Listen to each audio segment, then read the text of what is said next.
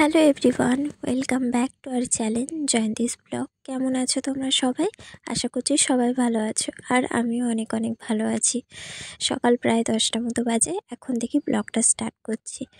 ঘুম থেকে উঠতে একটু লেট হলেও তো তারপরে তো শুয়ে শুয়ে বসে বসে ল্যাদ খাচ্ছিলাম, কিন্তু আমার না সেই দিনটার কথা মনেই ছিল না, যে দিনটা ছিল বৃহস্পতিবার। মানে সেদিনটা ছিল বৃহস্পতিবার, অঘ্রাণ মাসে বৃহস্পতিবার। আমার শ্বশুরবাড়িতে আমি বিয়ের পর আমার যখন বিয়ে হয় তখন আমার অঘ্রাণ মাসে বিয়েটা হয়, এবং আমি জানতে পারি যে অঘ্রাণ পৌষ মাসের বৃহস্পতিবারে আমাদের লক্ষ্মী পুজো হয়। তো যেদিন থেকে জানতে পারি, আমি তো প্রথম পালন করতাম না, কারণ আমি সেরকমভাবে কিছুই জানতাম না। তারপরে যেহেতু সামনের বছর ছিলাম, সবটা নিজের চোখে দেখাই, তাই ভাবলাম শ্বশুরবাড়িতে নেই তো কী হয়েছে, বাপের বাড়িতে তো আছি, তো সেইভাবেই যেরকমভাবে পুজো করতে পারি সেইভাবেই করব। আমার বাপের বাড়ির মতো তো আর শ্বশুরবাড়ির মতো তো আর বাপের বাড়িতে করতে পারবো না, কিন্তু হ্যাঁ, যতটুকু ভক্তি ভরে তুমি করতে পারবে ততটাই তোমার জন্য মঙ্গল এবং নিজের সংসারের জন্য মঙ্গল। তাই বাড়িতেই ভাবলাম লক্ষ্মী পুজো করব, এবং বাপিকে যখন বলি, বাপি তো খুব এক্সাইটেড। বাপি আমাকে বলেছিল, হ্যাঁ তুই তাহলে সকাল সকাল পুজোটা দিস।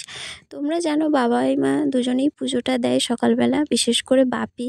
আমার বাপি তো ঠাকুর ভক্ত, রোজ সকালবেলা পুজো না দিলে বা তোমার ঠাকুরের জপ না করতে পারলে বাপি কখনোই কাজে বেরায় না, এবং যখন হয়তো একান্তই পারছে না তখন মনে মনে ভগবানকে ডেকে তবে কাজে বেরায়।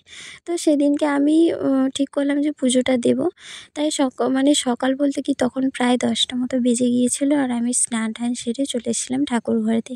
দেখতেই পাচ্ছ আমাদের বাড়িতে কত ঠাকুর, সব ধরনের ঠাকুর আছে। আর আমার বাবা মা সমস্ত ঠাকুরকেই বিশ্বাস করে। আমার বাবা মা এটা বিশ্বাস করে যে হ্যাঁ, ভগবান আছে, নিশ্চয়ই আছে। আমরা অনেকেই ভাবি যে না, ঈশ্বর বলে কিছু নেই, ভগবান বলতে কিছুই নেই, কিন্তু আমার বাবা মা আমি দেখছি ছোট থেকে ওরা প্রচণ্ড পরিমাণে মানে এবং বিশ্বাসও করে। বাবা মা যেমন ঠাকুরকে বিশ্বাস করে এবং আমিও ঠিক তেমনই এখন প্রচণ্ড পরিমাণে বিশ্বাস করি। আর এটাই সারা জীবন যেন করতে পারি। যেরকম বাবা করতে পেরেছে, ঈশ্বরের প্রতি যেই বিশ্বাসটা রেখেছে, সেটা যেন আমারও একদিন বাবার মতন হয়। আমি চাই যেন আমিও আমার বাবার মতন একদিন ঈশ্বরকে নিয়ে থাকবো। তো যাই হোক, সেদিনটা বৃহস্পতিবারটা খুব ভালো কাটলো। পুজো তো দিচ্ছিলাম, কিন্তু আমার দিতে দিতে অলরেডি প্রায় 11:30 থেকে 11:45 বেজে গিয়েছিল। কারণটা হচ্ছে, আসলে সমস্ত কিছু গুছিয়ে পুজো টুজো দিতে একটু তো দেরি হবে। আমার না একটু মন খুঁতখুঁতে টাইপের আছে, সমস্ত কিছু ঠিকঠাক না হলে আমার যেন মনটা কেমন একটা করে। তাই আমি সব জিনিস সব জায়গায় ঠিকঠাক করে গুছিয়ে পুজো টুজো না দিতে পারলে মনটা যেন কীরকম হয়। সে যে কোনো কিছু হোক, ঘরের কাজই হোক বা অগোছালো হোক। বৃহস্পতিবার বলে শাড়িটা পরেছিলাম, শাড়িটা ব্ল্যাক কালারের, খুব সুন্দর না? আর এটা হচ্ছে আমার শাশুড়ি মায়ের শাড়ি, আমাকে দিয়েছিল। আমি যখন আসি আমি মাকে বলেছিলাম, মা আমি শাড়িটা নেব। মা বলেছিল, হ্যাঁ নিয়ে যাও না, তোমার যেটা ইচ্ছে তুমি নিয়ে যেতে পারো।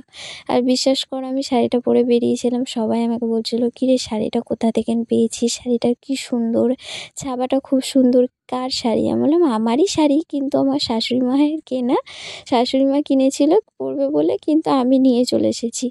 তারপরে সোজা চলে এলাম রান্নাঘরে। আর এদিকে আমি আটা মাখছি, কেন জানো? কারণ অঘ্রাণ পৌষ মাসের বৃহস্পতিবারগুলোতে নাকি ভাত খেতে নেই।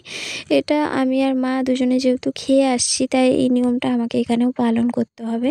তাই আমিও ভাত খাবো না। মাকে বললাম, কি বানাবো? একটু বরং পরোটা করি আর একটু আলুর দম করি। মা বললো তাই কর তবে।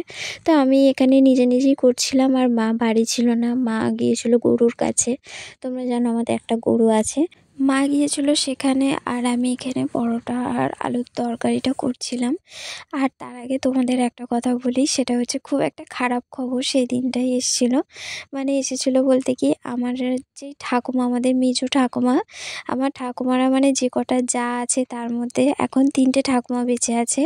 শুনেছিলাম আমার দাদুরা 6 ভাই, 3জন নাকি মারা গেছে আর 3জন আছে। তো তার মধ্যে যে মেজো ঠাকুমাটা, সেটা মারা গিয়েছে এই বৃহস্পতিবার, সেই দিনটা। আমি তখন পুজো দিচ্ছি, তখন আমার ভাই ছুটে এসে বলছে। তার আগে যখন আমি শাড়িটা পরছি, রেডি হচ্ছি ঘরের মধ্যে, তখনই আমি কান্নার আওয়াজ পেয়েছি, কিন্তু আমি বেরাইনি। সামথিং কিছু একটা হয়েছে। তো আমি পুজো টুজো দিচ্ছি, তখন ভাই এসে জোরে জোরে বলছে যে জানিস, তোর ঠাকুমা মারা গেছে, ওর ঠাকুমা মারা গেছে। তখন আমাদের একদম বাড়ির পিছনেই বাড়ি তাদের। তো আমি আর বেরাইনি, পুজোটা কমপ্লিট করে বেরিয়েছিলাম। তো তাদের বাড়িতে আর যাইনি। এসে আমি পরোটা আর আলুর তরকারি বানাচ্ছি। তার মধ্যে আমার ঠাকুমা যেহেতু শুনতে পেয়ে গেছে, ঠাকুমাও খুব কান্নাকাটি করছিল, কারণ যেই ঠাকুমা মারা গেছে তার বয়স আর আমার ঠাকুমার বয়স একদম মানে কাছাকাছি। আর তোমরা জানো আমার ঠাকুমার শরীর খারাপ, প্যারালাইসের রোগী, তার মনেও কতটা কষ্ট হবে, তাই না? সে এখন এটাই ভাববে যে ভগবান আমাকে কবে ডাকবে, কিন্তু যার যখন ভগবান ঠিক তাকে একদিন না একদিন ডেকে নেবে। তো সেই নিয়ে ঠাকুমা খুব কান্নাকাটি করছিল। যাই হোক, আর এখানে দেখো আমার তো পরোটা আর আলুর দম একটু রেডি করে ফেলেছি। আর আমাদের বাড়িতে না আলুর দমটা কষা কষা করে খাবো সেটা কখনোই হয় না, কারণ সবাই ঝোলটা একটু খোঁজে। আমার বাপি, মা বলো বা ঠাকুমাও খেতে চেয়েছিলো, তাই আমি একটু ঝোল ঝোল টাইপের রেখেছিলাম। আর আমারও প্রচুর খিদে পেয়েছিল, সকাল থেকে কিছু খাইনি, প্রায় 1টা 1:30 বেজে গিয়েছিল।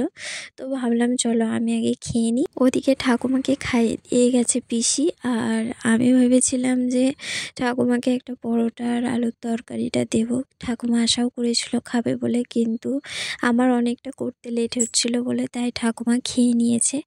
এদিকে চলো আমি খেতে বসেছি। বাড়িটাতে কেউ নেই, মা এখনও পর্যন্ত আসেনি, মাও খায়নি এখনও, আর ভাই বাড়িতে, ভাবি কাজে গেছে। আর এদিকে আমি খাচ্ছিলাম, প্রচণ্ড খিদেও পাচ্ছিল।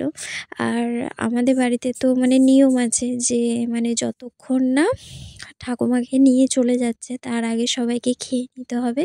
ঠাকুমাকে নিয়ে চলে যাওয়ার পর তারপরে মানে মানে যেই ঠাকুমা মারা গেছে তাকে নিয়ে চলে যাওয়ার পর তবে হাঁড়ি, মানে যেই সঙ্গড়ি হাঁড়ি টাড়ি রয়েছে সমস্ত কিছু মেজে ধুয়ে রাখতে হবে।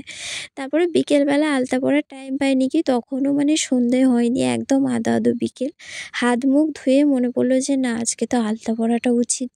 তো একা একাই ঘরে এসে আলতা পরলাম, মাকে বলছিলাম পরতে, মা তখন বাড়ি ছিল না। মা বললো না আমি গরুর কাছে যাই, গরুটাকে একটু ধোঁটো দেখিয়ে একদম পত্র ধুয়ে একেবারে বাড়ি আসবে। তো আমি বললাম ঠিক আছে, মা ওদিকে কাজগুলো সারুক, আমি এখানে আলতাটা পরে নিই।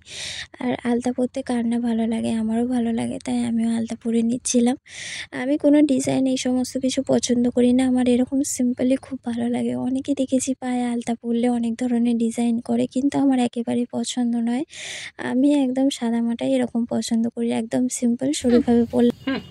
কত এলো দেখলুম, চলে ও করবে যা আনো এবার কাজ বেরিয়ে চলে যা দেখিনি। আগো আমার এখন আফসোস হয় কেন ওর কথা শুনেছিলাম আমি। এতদিন আমার নতুন ফোন হয়ে যেত। কার কথা? তোর কথা। আমার কথা কি শুনেছেন? ফোনটা কিনতে যাই, কিনবো ভাবে প্ল্যান করলাম, পয়সাও জমা হয়ে গেছে। পুড়ে গেল, আমার কিছু এনে দাও না। বললাম কিছু টাকা দে, ফোনটা যাই হোক, এখানে তো ঠাকুমা মরে গিয়েছিলো সেই নিয়ে কথা বলছিলাম, আর চা খেতে খেতে একটু দুধ চা বানিয়েছিলাম। চা খেতে খেতে আমার তো জিভটা পড়ে গিয়েছিল। যাই হোক, আর এখানে আলতা পরছিলাম, আমার হাতে একটু আলতা লেগে গেছে। তো যাই হোক চলো, ভিডিওটা আর বেশি বাড়াবো না, অনেকটা লং হয়ে যাচ্ছে। আজকের মতো এখানে শেষ করছি। ভিডিওটা কেমন লাগলো জানিও, লাইক কমেন্ট শেয়ার এবং সাবস্ক্রাইব করতে ভুলো না। বাই।